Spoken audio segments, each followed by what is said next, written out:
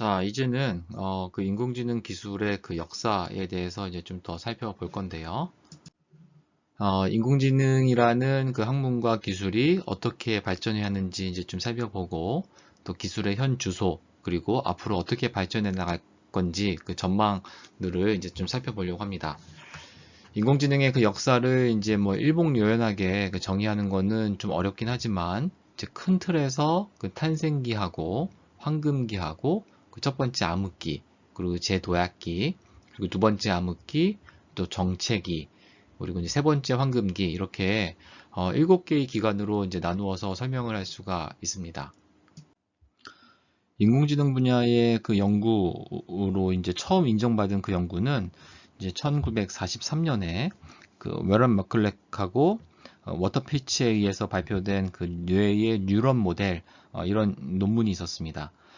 이미 이제 이때부터 그 인공신경망이라는 그런 이제 모델을 제안을 했고, 또 신경망의 각 뉴런을 이제 온오프의 그 이진 상태에 있다라고 이제 가정을 한 거죠. 그리고 그 계산이 가능한 함수라면 이 뉴런이 연결된 그 모든 망에서 그 계산할 수 있다라는 것을 이 논문에서 이제 그 증명을 했습니다. 그리고 이제 앞서 언급한 그 튜링 테스트가 그 1950년에 이제 소개되면서 인공지능 그 기술의 개념이 조금 더 이제 명확해졌고요.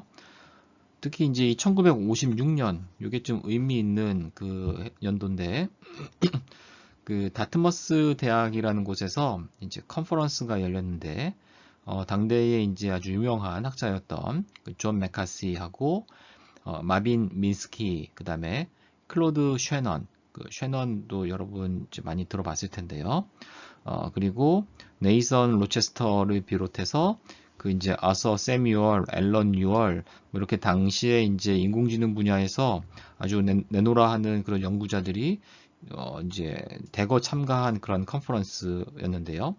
여기에서 이 사람들이 이제 모여서 비로소 이제 artificial intelligence, 그러니까 인공지능이라는 이 단어를 이 분야의 연구를 그 지칭하는 그런 이름으로 이제 사용하자, 이렇게 정리했는데, 다시 말하면 이제 과학 분야로서의 인공지능이라는 학문이 이제 새롭게 그 시작된 때가 있다라고 볼 수 있습니다.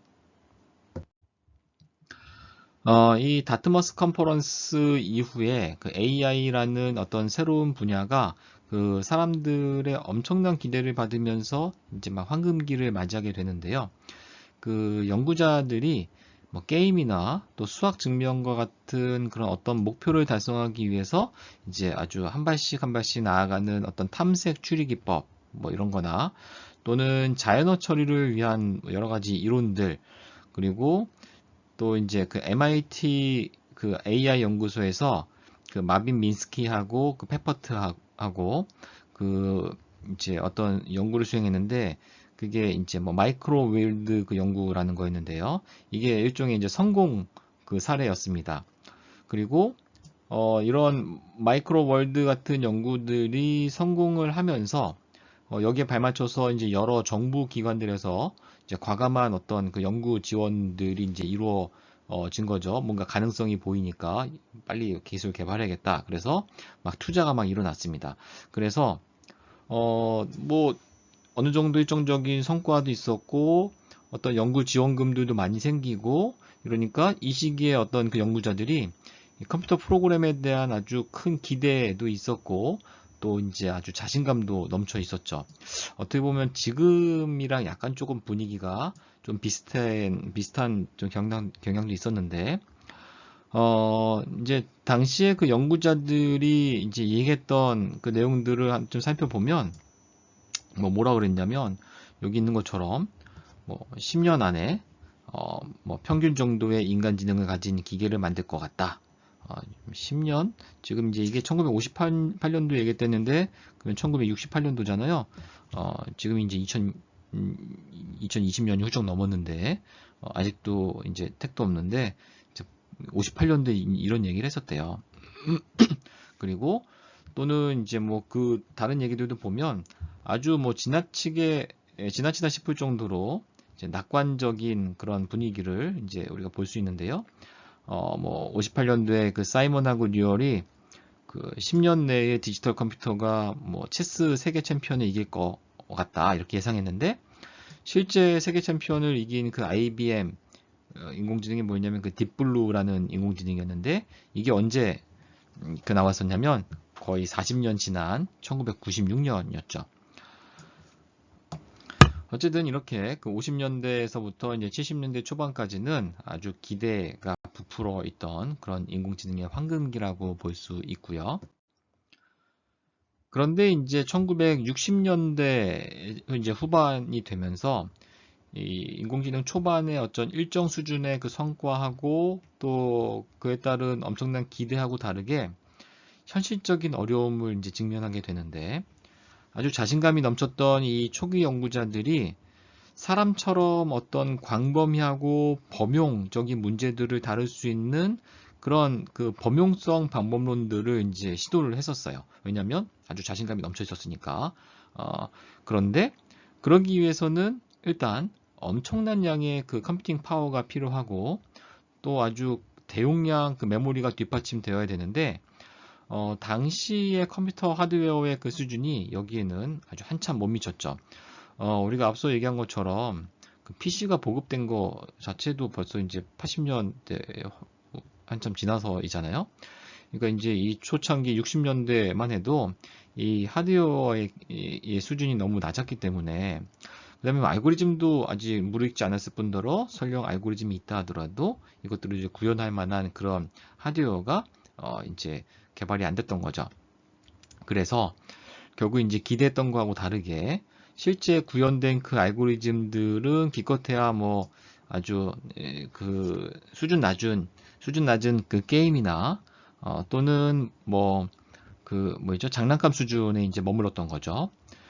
거기에다가 그 1969년에 그 이제 마빈스키라는 분이 그 당대의 AI 대가 중에 한 명이었거든요. 지금으로 말하면 일종의 이제 AI 쪽의 빅가이라고 하면 뭐 딥러닝의 이제 첫 개척자인 뭐 그 제프리 힌튼 교수라든가, 아니면 뭐 또 누가 있을까요?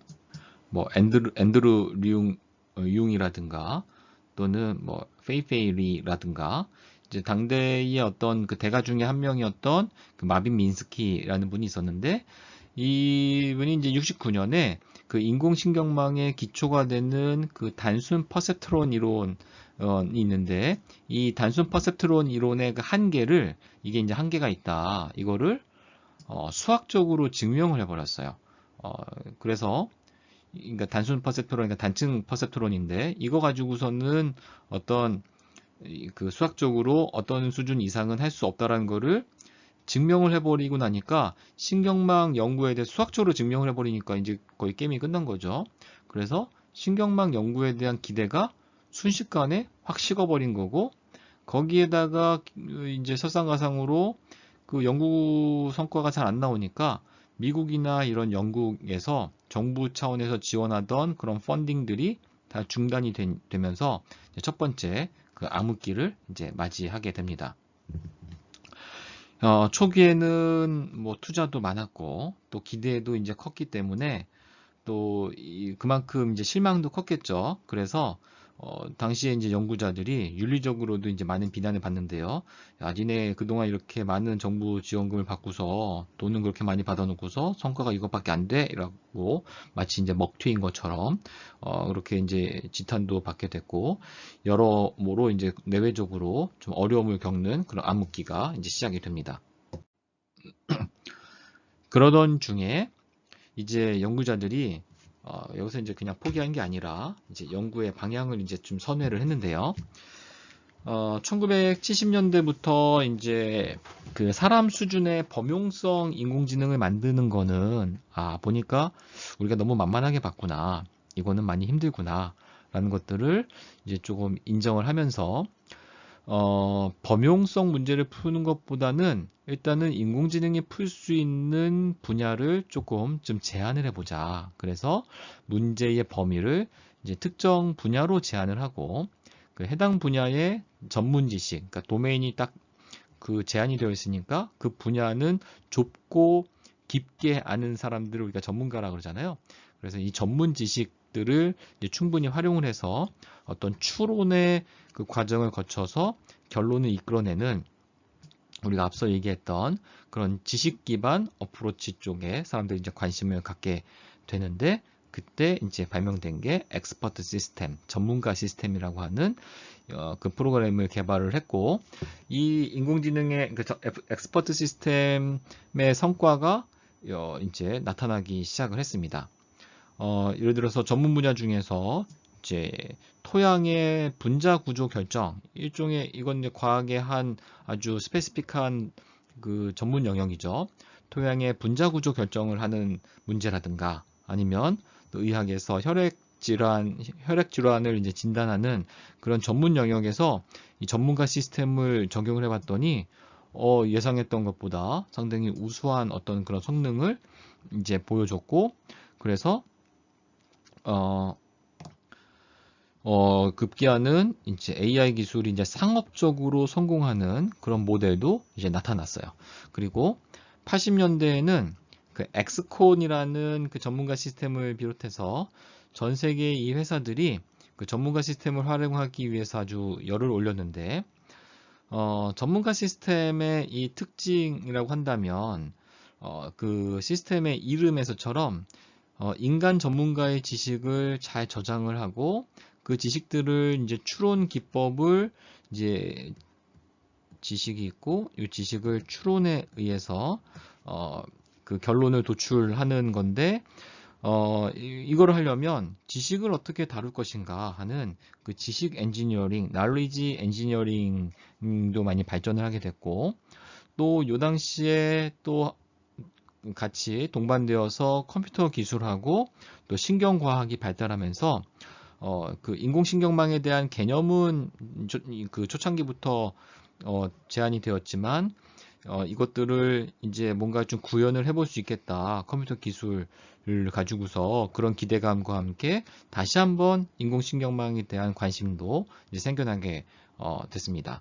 이제 마빈 미nsky가 그 단순 퍼셉트론의 한계를 증명을 이제 했지만, 대신 단순 퍼셉트론 말고 그 다층 멀티레이어 퍼셉트론은 이제 그 한계를 넘어설 수 있을 거라고 했는데, 그동안 이제 그 멀티레이어 퍼셉트론을 사용하지 못했던 거는 이 학습 방법을, 멀티레이어 퍼셉트론을 레이어가 이렇게 여러 개가 있는 그런 퍼셉트론을 구성을 하는 건 알겠는데, 그런데 이 네트워크를 어떻게 학습해야 될지에 대한 그 학습 알고리즘을 찾지 못하고 있어서 단층 퍼셉트론만 다루고 있었고, 근데 단층 퍼셉트론은 한계가 있다고 또 증명이 돼버렸고, 이래서 이제 답보 상태에 있었는데, 이 다층 퍼셉트론을 학습할 수 있는 알고리즘이 제안이 됐었어요. 86년에 그 백프로파게이션 알고리즘이라고 해서 역전파 학습 알고리즘이 이제 그 제안이 됐고, 이 백프로파게이션 알고리즘 가지고서 이 멀티레이어 퍼셉트론을 학습을 해보니까 어느 정도 그 일정 수준의 또 성과도 얻게 되면서 다시금 사람들이 어떤 좀 희망을 갖게 된 거죠. 이 백프로파게이션 알고리즘은 상당히 의의가 있는 게, 지금도 그 딥러닝 알고리즘을 학습할 때 이 백프로파게이션 알고리즘을 거의 기본으로 사용을 하고 있죠. 그러니까 이게 80년대에 개발된, 물론 요거를 이제 조금 더 잘하기 위한 그 좀 개선점들도 나오긴 했지만, 어쨌든 기본적인 개념은 80년대에 나온 것들을 지금도 이제 계속 이제 사용하고 있다라고 볼 수 있는 거죠. 그리고 이 시기에 신경망 관련돼서 셀프 오거나이즈드 맵 또는 강화학습, 이런 그 여러 가지 이제 알고리즘들도 등장을 하게 됐고, 그래서 이제 90년대에는 이 결과로 인공신경망을 어떤 그 문자를 인식하거나 또는 음성을 인식하는데 이제 활용돼서 상업적으로 이제 성공을 하게 됐습니다. 그런데 이렇게 이제 계속 잘 나갈 것 같던 이런 분위기가 또 한 번 이제 위기를 맞이하게 되는데, 일단은 이 전문가 시스템은 그 새로운 시스템을 개발하려면 기본적으로 인간 전문가의 지식을 시스템에 다 넣어야 되기 때문에 인간 전문가의 협조가 필요하게 되고, 자기가 알고 있는 거를 하나하나 어떤 규칙의 형태로 시스템에 넣는 것 자체가 시간이 상당히 오래 걸리고, 또 만약에 전문가가 공부를 해가지고 새로운 지식을 얻게 되면 그 새로운 지식을 시스템에다가도 업데이트를 또 해야 되죠. 그래서 시스템을 유지 관리하는 데 비용이 상당히 많이 들었어요. 게다가 또 비싼 하드웨어하고 그 전문가 시스템에는 이제 특별한 AI 언어로 이제 개발을 했기 때문에 이것을 적용할 수 있는 분야도 또 특정 전문 분야에 국한되었고, 이래서 이제 확장성이 이제 많이 떨어져서 이거를 이제 저변을 확산하는 데에는 한계가 있었던 거죠. 게다가 이제 80년대 후반에는 그 IBM이나 이제 애플 같은 데서 그 데스크탑 그 컴퓨터, 그 저가의 어떤 고성능 컴퓨터를 출시하면서 이 전문가 시스템에 특화된 그런 하드웨어 시장도 이제 급속도로 이제 하락을 하기 시작했고요. 그래서 결국에는 이 AI 대신에 그러니까 이 즉각적인 결과를 낼 수 있는 프로젝트들이 이 프로젝트 쪽으로 그 투자의 방향이 이제 좀 전환이 됐고, 뭔가 빨리빨리 결론 내야 되는데 이제 엑스퍼트 시스템은 좀 오래 걸리니까요, 구축하는데. 그래서 요 시기에는 AI 쪽은 약간 뭐 이렇게 암흑기까지는 아니지만 일종의 이제 겨울이 되었다라고 이제 표현을 할 수 있을 것 같고, 어떤 소프트웨어적인 측면보다는 이 시기에 그 슈퍼컴퓨터라든가 PC라든가 이런 하드웨어 분야에서 큰 발전이 있었던 그런 시기입니다. 자, 이 90년대부터는 뭐 특별히 이제 큰 기대도 별로 없었고, 그렇다고 해서 큰 부흥도 없었고, 뭐 그렇다고 해서 아주 쇠락한 것도 아니고, 그냥 뭐 근근히 그 연구의 명맥을 그 이어가는 일종의 이제 정책이라고 볼 수 있는데, 그런 중에도 이제 그 인공지능에서 몇 가지 좀 의미 있는 발전들이 있었는데요. 이제 신경망이 다시 한번 재조명을 받게 되는 것하고 같이 또 이제 기계학습에 대한 그 여러 가지 그 연구들이 이제 시도가 되었습니다. 요 시기에. 그러니까 이제 알고리즘의 어떤 그 일반화 성능을 높이기 위해서는 기존에 이제 그 접해보지 못한 새로운 데이터에 대해서 기계가 이제 잘 적절하게 대응을 할 수 있어야 되는데, 이것을 위해서는 이제 learning이라는 그 학습이라는 그 개념을 이제 활용을 하게 되는 거죠. 그래서 기계학습에 대한 관심이 이제 조금 더 늘어난 시기이고요. 이 기계학습은 주어진 데이터들로부터 이제 패턴을 파악하고 그 패턴을 이용해서 어떤 그 예측 모델을 이제 구축을 하는데, 이 모델을 가지고서 어떤 기존 데이터하고 다른 성격의 데이터가 이제 주어지게 돼도 기존의 그 경험을 바탕으로 해서 이제 해법을 찾아가는 거죠.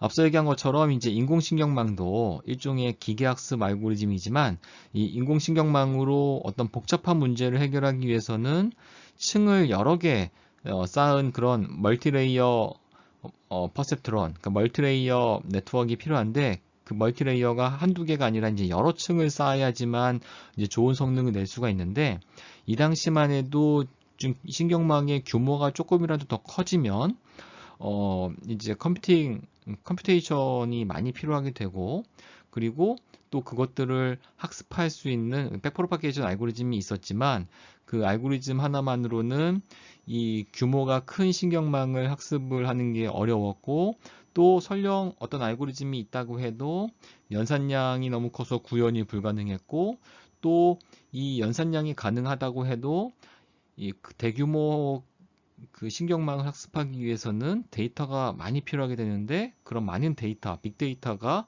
확보되지도 않았고, 그래서 결국에는 요 당시에는 인공신경망을 사용을 하는 경우에도 기껏해야 층이 2개나 3개 층을 가진 그런 신경망 정도만 사용할 수 있어서, 물론 이제 단층 퍼셉트론보다는 훨씬 나아졌지만 그래도 이 활용 용도하고 성능은 상당히 이제 제한적이었습니다.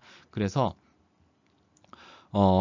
그렇지만 이제 학습의 필요성에 대해서 기계학습이라는 게 그 언노운 데이터를 다루는 데 있어서는 필요하다.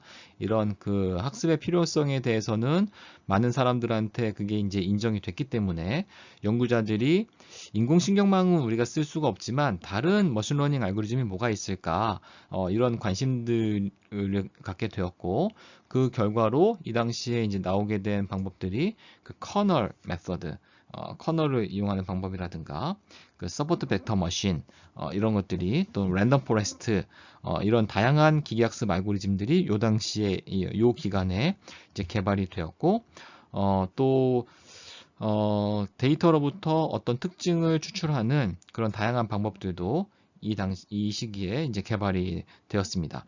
그리고 또 한편으로는 요 90년대에는 지능형 에이전트라는 그런 새로운 패러다임이 또 여러 분야에서 이제 사용이 됐는데, 센서를 이용해서 그 주변 환경을 잘 감지하고 어떤 액추에이터를 이용해서 그 적절한 그 행동을 수행하는 거를 우리가 이제 그 지능형 에이전트라고 얘기를 하는데, 최근에 이제 그 자율주행 자동차가 대표적인 그 지능형 에이전트라고 할 수가 있습니다.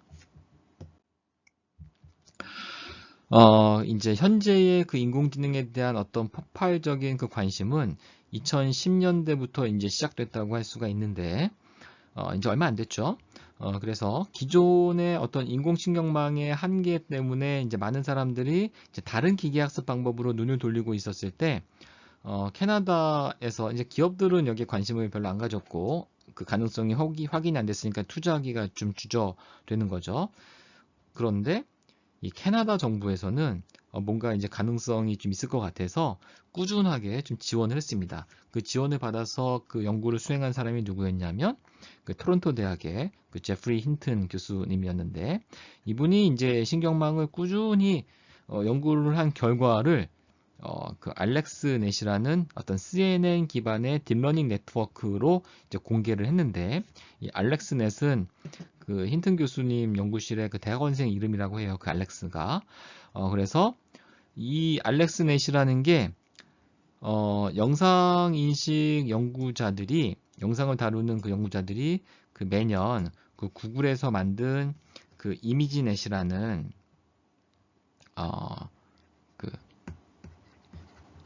이미지넷이라고 구글에서 아주 대용량 그 이미지 데이터베이스가 있습니다. 그 large scale 그 데이터베이스가 있는데, 이 데이터베이스를 가지고서 LSVRC라는 그 매년 여기 안 써놨네요. 여기 써놨네요. LSVRC라는 그 영상 인식 컴피티션을 열었었는데, 여기에서 이 알렉스넷이 그 압도적인 성능으로 2012년에 우승을 한 거죠.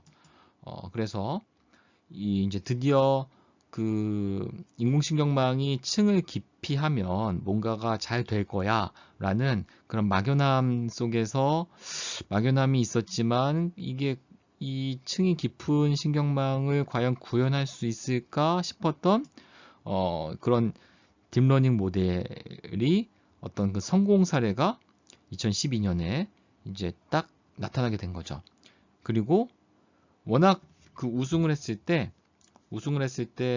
그 이 성능이 2등의 알고리즘하고 알렉스넷하고 성능 차이가 너무 확연하게 차이가 나니까 사람들이 야, 이게 뭐지? 하고서 관심을 이제 많이 갖게 된 거고, 그 관심을 이제 기업들이 관심을 갖게 되면서 구글이나 어떤 페이스북이나 마이크로소프트사 또는 아마존 이런 굴지의 IT 회사들하고 또 뭐 스탠포드 대학이나 또 MIT나 버클리나 이런 이제 선도 연구 그룹들이 대규모 연구 투자를 이제 했더니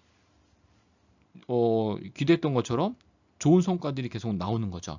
그러니까 더 투자를 하게 되고, 이거는 이제 그 선도 그룹이나 몇몇 그룹뿐만 아니라 이제는 각국의 정부들하고 또는 유수의 기업들하고 학계에서도 더더욱 이제 이 딥러닝 연구에 이제 더 이제 관심을 기울이게 된 그런 계기가 된 겁니다. 그리고 더 많은 투자와 더 많은 기술 확산, 이게 이제 선순환이 되면서 계속 그 기술 발전이 가속화가 된 거죠. 현재 이제 그 딥러닝 기술이 가장 활발하게 적용되고 있는 분야는 이제 영상을 다루는 이 컴퓨터 비전 분야였고, 왜냐하면 맨 처음에 이제 소개된 게 요 영상 인식 분야에서 딥러닝이 소개가 됐고, 뒤에 이제 우리가 CNN을 다루면서 보면 알겠지만 이 비전의 그 메커니즘 자체가 딥러닝의 어떤 이렇게 딥한 그 스트럭처를 활용을 하는 거에 핏이 잘 맞습니다. 그래서 이 초창기에는 컴퓨터 비전을 중심으로 해서 그 알고리즘들이 연구들이 계속 이렇게 집중적으로 이루어졌었고, 그 다음에 이제 최근 들어서는 이제 음성하고 자연어를 처리하는 분야에도 딥러닝이 이제 활발하게 적용이 되고 있는데, 이 영상 인식이나 음성 인식에서 이 영상 인식이나 이 음성 인식에서 기존의 그 기계학습 알고리즘들로 이제 약간 답보 상태에 있던 성능이 딥러닝 적용 이후에 이제 눈에 띄게 향상이 됐고, 영상 인식의 이제 특정 분야에서는 이제 인간 수준 이상의 정확도를 이제 보이기도 이제 하는 거죠. 이제 최근 몇 년 사이에 이제 수많은 알고리즘이 개발되면서 또 이제 매년 새로운 어떤 기술 트렌드가 형성될 만큼 이제 빠르게 발전하고 있습니다.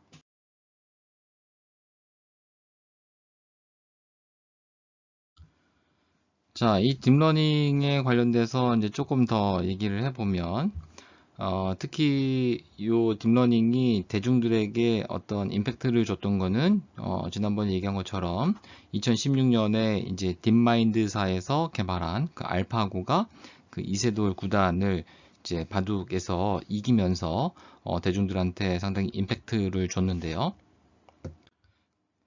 자, 이게 조금 전에 얘기한 그 2012년도에 그 힌튼 교수 팀에서 우승을 했던 그 알렉스넷의 그 결과입니다. 이 알렉스넷은 그 레이어를 7개 층, 그러니까 아주 깊지는 않아요.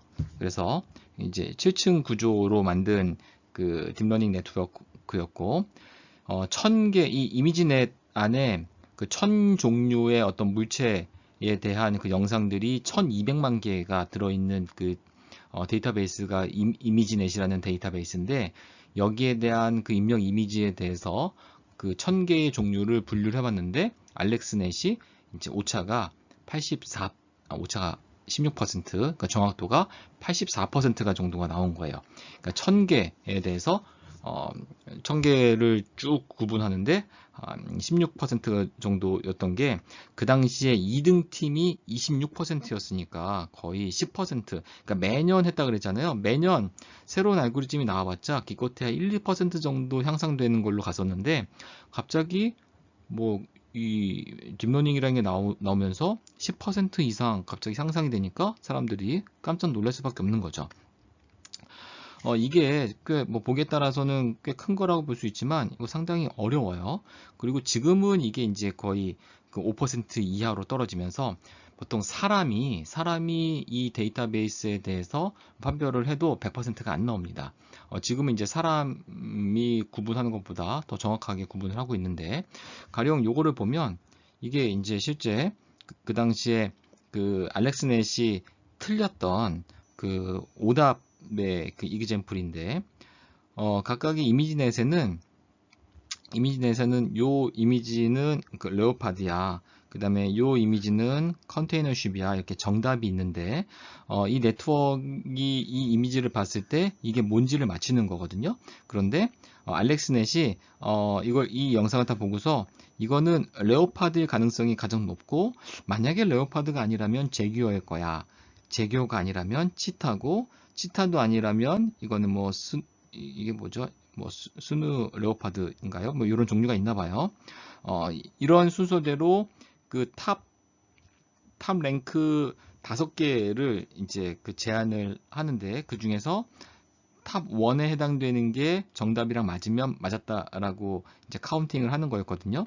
근데 얘네들은 이제 잘 맞춘 거고, 틀린 거를 봤더니 요 이미지를 보면 여러분들이 보기에는 이게 이제 어떤 이미지라고 대답을 하겠어요? 저는 이걸 딱 봤을 때 달마시안이라고 대답을 할 것 같은데 이 알렉스넷도 이거를 달마시안이라고 대답을 했대요. 그런데 이미지넷 안에 있는 정답을 봤더니 이게 체리 이미지라고 정답을 매겨놨던 거죠. 왜냐면 여기 이제 체리가 있으니까. 그러니까 사실 정답이 체리이지만 이 정답 자체에 대해서 이게 맞나?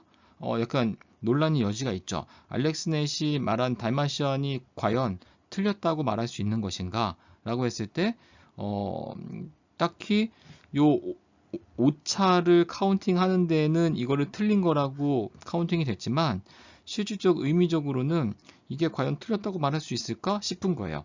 그러니까 틀린 이 오차율만 해도 상당히 향상이 됐는데 틀린 것조차도 이런 것들이 많으니까 야, 이 성능이 상당히 좋구나. 이것도 이제 하나의 오답인데 이거를 봤을 때는 누가 봐도 이거는 컨버터블 카잖아요. 지붕 열리는 차. 그런데 정답이 이거를 중심으로 해서 그릴이라고 정답이 돼 있었대요. 이 정답 자체가 이거는 제 생각에는 답이 틀렸다고 보는 게 맞을 것 같은데 어쨌든 이것도 틀린 걸로 그 카운팅이 되어서 요 16% 안에 이게 포함이 된 거죠. 그러니까 이런 결과를 보니까 사람들이 야 이거 성능이 엄청나구나 이렇게 뭐죠? 인식을 하게 된 거고 또 이 알렉스넷이 같은 종류의 영상들을 쫙 분류를 묶어 놓은 걸 보니까 요런 것들은 다 같은 종류라고 요건 또 같은 코끼리라고 다 이렇게 분류를 한 거예요. 분류한 거 보니까 그림상으로 봤을 때는 아주 다양한 형태의 그림인데 이거를 다 호박이구나 이렇게 잘 인식을 한 거잖아요. 그래서 이런 성능들을 보고서 사람들이 많은 이제 임팩트가 사람들한테 있었던 거죠. 그래서 그 이후에 그 구글하고 이제 스탠포드 대학에서 이제 열심히 여기에 이제 연구를 투자를 해봤는데 1억 장의 이미지를 가지고서 9층 인공신경망으로 이제 학습을 시도를 해봤대요. 그리고 16,000개 코어로 3일 동안 학습. 이게 이렇게 구글이나 스탠포드 같은 이렇게 대규모 그 연구시설이 있는 데나 가능하지 일반적인 소규모 연구그룹에서는 일단 불가능한 시도죠. 어쨌든 이런 그 선도 그룹에서 이런 것들을 시도를 해봤더니 기존 대비해서 한 70% 이상의 이제 성능이 향상됐다는 것들을 확인을 했고 그래서 이 가능성을 확인을 하기 시작하니까 더 이제 그 연구 투자가 더 가속화가 된 거죠. 이 딥러닝이라는 거는 딥이라는 게 깊다라는 거잖아요. 이거를 이제 그 정의를 보면 머신러닝의 알고리즘 중에 하나고요, 당연히. 그 다음에 인공신경망의 종류 중에 하나인데 여기에서 인공신경망의 이 층을 깊게 쌓았다. 그래서 딥 뉴럴 네트워크이라고 얘기를 하고 이 딥 뉴럴 네트워크를 학습하는 그 기법을 딥 러닝이라고 이제 얘기를 하는 겁니다. 이 심층이라는 거는 깊다라는 이 용어가 상당히 이제 그 모호한 개념이잖아요. 그러면 어느 정도가 깊은 거냐? 통상 보통 이 안에 있는 인풋 단하고 아웃풋 단 사이에 이 가운데 있는 중간 히든 레이어가 2개 이상이면 이제 우리가 심층으로 간주하는데 이 딥러닝이 나오기 전까지는 아까 얘기한 것처럼 기껏해야 히든 레이어가 한두 개 정도밖에 없었는데 이 딥러닝은 이제 2개 이상 는 이제 다 딥러닝이라고 이제 간주를 하는 거죠.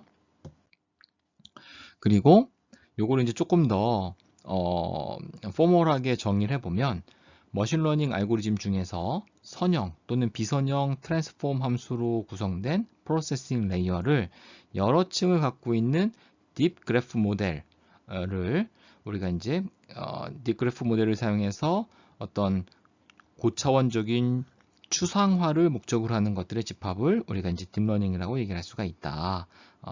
그래서 이제 그래프 형태로 이렇게 구성을 하는데 이제 그 데이터의 진행 방향을 이렇게 단방향으로 만들 수도 있고 그 다음에 그 혼합 방식으로도 만들 수 있고 여러 가지 이제 그 데이터의 진행 방식에 따라서 요 네트워크의 스트럭처를 정의를 할 수가 있습니다. 그래서 피드 포워드 구조는 데이터가 입력이 들어오면 출력 방향으로 한 방향으로 쭉 가는 걸 우리가 이제 피드 포워드라고 얘기를 하고, 피드백은 거꾸로 오는 거, 그 다음에 바이디렉셔널은 일로 가기도 하지만 일로 가기도 양방향으로 다 움직이는 거, 그 다음에 순환신경망이라고 하는 그 리커런트 네트워크는 이게 가다가 한 바퀴 이렇게 한 바퀴 돌기도 하고, 피드백 루프도 있고, 이런 구조를 우리가 이제 리커런트 구조라고 얘기를 합니다. 이제 그 앞서 그 뉴럴넷이라는 이 개념이 나온 지는 상당히 오래됐다고 했잖아요. 이때 이제 처음에 이 개념이 나왔고, 퍼셉트론이라는 개념을 좀 정리한 거는 60년대고, 이 순환신경망이라는 이 개념도 70년대 나왔어요. 지금 많이 사용되고 있는 CNN이라는 이 개념 자체는 70년대 나왔고요. Restricted Boltzmann Machine도 90년대 나왔고, 이 DBN도 2000년대 초반에 나왔고, 이 힌튼 교수님이 이제 여러 가지 족적을 남기긴 했죠. 그리고 이제 알렉스 넷이 12년도, 구글 넷이 2015년도, 뭐 이후에도 이제 계속 많이 나왔는데, 이 개념 자체는 상당히 오래됐지만, 이게 이제 본격적으로 실제 구현이 된 거는 이때부터 구현이 된 거다. 왜 개념은 옛날부터 나왔었는데, 이제서야, 이 2012년에서야 사람들이 이제 본격적인 연구가 시작됐느냐. 그 이유는 첫 번째는 지금까지 얘기했던 것처럼 레이어를 늘리면 학습하는 알고리즘도 없었고 연산량이 너무 많았고, 레이어가 적으면 레이어가 적으면 이 성능적인 어떤 한계가 있었고, 그리고 레이어를 깊게 하면 이제 그 컴퓨팅 파워도 없고 학습 알고리즘도 없지만, 또 하나는 이 레이어가 크면 오버피팅 문제가 생기는데, 오버피팅을 피하려면 앞에서 얘기했지만 데이터가 많아야 되는데, 그 데이터를 특히 이제 슈퍼바이즈드 러닝을 하려면 데이터만 있으면 되는 게 아니라 데이터에 학습할 수 있는 어떤 레이블링이 다 돼 있어야 되는데, 데이터 가공을 해야 되는데, 이거 자체도 상당히 비용이 많이 들었던 거죠. 그래서 이런 것들 때문에 그동안에는 빛을 못 보고 있다가, 이제 그 학습을 할 수 있는 백프로파게이션 알고리즘뿐만 아니라 층을 깊게 했을 때 학습을 하는 그레디언트가 소실되는 문제들을 해결하는 뭐 그런 문제들 이제 뒤에 다시 한번 얘기를 하겠지만, 렐루 같은 새로운 액티베이션 펑션이 사람들을 제안을 했고, 드랍아웃 같은 어떤 오버피팅을 방지할 수 있는 그런 알고리즘 방법들도 개발이 되었고, 또 슈퍼바이즈 러닝뿐만 아니라 언슈퍼바이즈 러닝 알고리즘을 활용하는 그런 기법들도, 여러 가지 학습 기법들이 개발이 되었고, 그러니까 학습 알고리즘이 개선이 되었고, 이제 크라우드 워커들을 이용한 크라우드 소싱을 이용해서 어떤 그 레이블된 데이터들을 많이 확보를 하게 됐어요. 이 크라우드 소싱이라는 건 뭐냐면, 어떤 데이터들을 공개한 다음에 불특정 다수 대중들한테 이제 아주 소규모 그 보수를 주고서 이 레이블링 하는 거는 그렇게 어려운 전문적인 영역이 있는 게 아니라, 이 영상이 강아지냐 그러면 강아지라고 이제 레이블링을 달아주는 거거든요. 아주 단순 작업이잖아요. 그래서 이거를 이제 일반 전문가들이 아닌 대중들한테 이 업무들을 분산시키는 거죠. 그래서 뭐 옛날에는 그랬다고 해요. 어떤 기업의 대기업의 비서들이 하루 종일 바쁜 게 아니잖아요. 그러면 이제 좀 여유 시간이 있을 때 이런 크라우드 소싱처럼 이런 데이터들의 레이블링을 하면서 일종의 아르바이트 형태로 그렇게 이제 데이터 크라우드 소싱에 참여를 했다고도 하고, 그래서 이런 크라우드 소싱 플랫폼들도 나오게 됐는데, 이렇게 또 인터넷이 발전되니까 발전하면서 이 플랫폼을 이제 활용할 수 있는 그 여건도 마련되었고, 그렇게 해서 레이블링이 있는 데이터가 확보가 되었고, 빅데이터가 확보가 되었고, 그래서 오버피팅을 방지할 수 있는 그런 여건이 확보가 되었고, 또 하나는 GPU라는 게 병렬 처리 연산 기술이 나오게 되면서 컴퓨팅 파워가 확 증가하게 된 거죠. 과거에는 아주 고성능 컴퓨팅을 위해서는 그 슈퍼컴퓨터 같은 아주 고가의 장비만 필요했는데, 이제는 그 병렬 처리로 인해서 어떤 그 PC급의 그 저사양 컴퓨터를 병렬로 연결해서 이제 그 대규모 컴퓨테이션을 할 수 있는 그런 기술들이 발전하게 됐고, 그 대표적인 병렬 처리 기술이 적용된 그 프로세서가 GPU죠. GPU를 사용하게 되면서 연산량이 증가하게 됐다. 그래서 알고리즘 자체의 발전과 하드웨어 기술의 발전과 데이터의 증가, 이 세 가지가 어우러져서 이제 비로소 머릿속에서 막연하게 꿈꾸고 있던 그런 딥러닝 그 네트워크를 학습을 할 수 있게 됐고, 그 성능을 눈으로 확인하면서 이 기술 발전이 더 활발하게 됐다라고 볼 수 있습니다. 자, 그래서 현재 이 딥러닝 기술을 중심으로 이 인공지능 기술이 아주 뭐 전례 없는 속도로 발전을 하고 있고, 또 산업 전반에 걸쳐서 이 인공지능 기술이 확산되면서 글로벌 AI 시장이 이제 2017년에 이제 14억 달러에서 이제 2022년에는 뭐 160억 달러, 그러니까 뭐 연평균 거의 뭐 35% 이상씩 이제 성장을 하고 있는 거죠. 그리고 이제 2025년에는 뭐 한 1,058억 달러, 네, 국내 AI 시장도 거의 뭐 10조에 달할 걸로 이제 예상을 하고 있다고 해요. 그런데 이제 현재의 딥러닝 기술은 이제 그 우리가 첫째 날 얘기했던 것처럼 위크 AI에 해당을 하죠. 그리고 이제 위크 AI, 뭐 그렇지만 이제 위크 AI 수준에서도 아직 풀어야 될 과제가 또 많이 있고, 대표적으로 어떤 게 있다고 그랬었죠? 그 딥러닝 네트워크 자체는 이제 대용량 데이터를 이용해서 그 학습된 모델로 아주 우수한 결과를 보여주고 있는데, 수백만 이상의 학습된 어떤 파라미터의 조합으로 이제 결론이 도출되는데, 이 결과가 과연 타당한 건지, 그리고 틀렸다면 왜 틀렸는지, 맞다면 왜 맞는지, 이게 이제 설명하기 어렵다라는 문제가 일단은 지금 당장 좀 풀어야 할 그런 문제이기도 하고요.